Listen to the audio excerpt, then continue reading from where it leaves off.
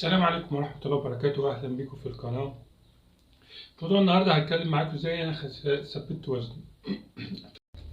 في الأول أحب أقول لكم إن تثبيت الوزن ده مش عملية أنت تعملها حاجة تعملها كده وزنك يثبت وخلاص. لا، تثبيت الوزن ده أسلوب حياة.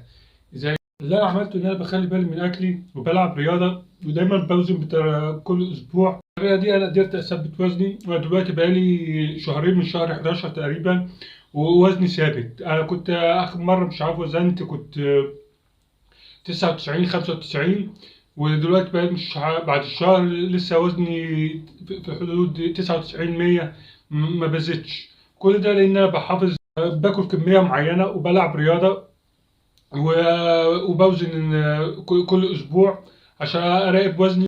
والميزان ده مهم جدا جدا في موضوع تثبيت الوزن.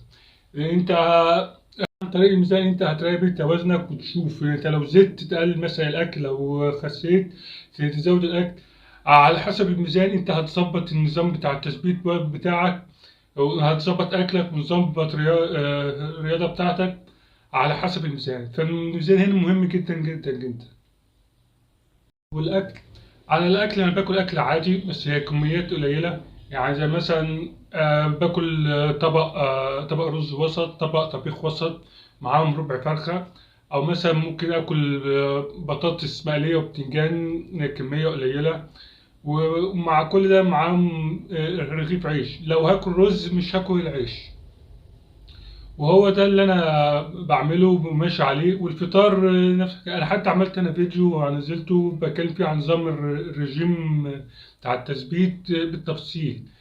والرياضة، انا اول ما ابتديت تثبيت انا كنت الاول بلعب رياضة ساعة في اليوم، ورفعت كمية الاكل. بس النظام ده ما نفعش معايا، لقيت نفسي ان انا زدت. كنت 95، كل 90 يا ربي، وزدت لحد ما بقيت 110 ولا ايه. فالحكايه دي ما نفعش معايا، فغيرت النظام بتاعي وخليت بقى بدل ما كنت بلعب رياضه ساعه في اليوم خليتها 3 مرات في اليوم، ساعه 3 مرات في اليوم. ونفس نظام الاكل، وقللت نظام الاكل اقصد عشان اخس لحد ما نزلت ل 99. بعد كده رفعت الاكل تاني، وبقالي شهر دلوقتي ماشي على النظام ده ووزني ثابت ما زدتش. هو نفس الوزن اللي انا ماشي عليه بقالي شهر او شهر ونص.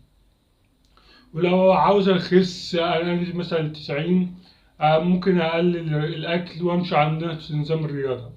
بس الرياضه هنا مهمه جدا، لان الرياضه دي هي اللي بتساعدك ان انت ما ترجعش تتخن تاني، لان انت لو بطلت رياضه هترجع تملى تاني. ده كان فيديو النهارده، وشكرا ليكم للمشاهده. ويا ريت لو عجبكم الفيديو ما ريت مش تشتركوا في القناه وتعملوا لايك وتعلقوا على الفيديو. شكرا ليكم ومع السلامه.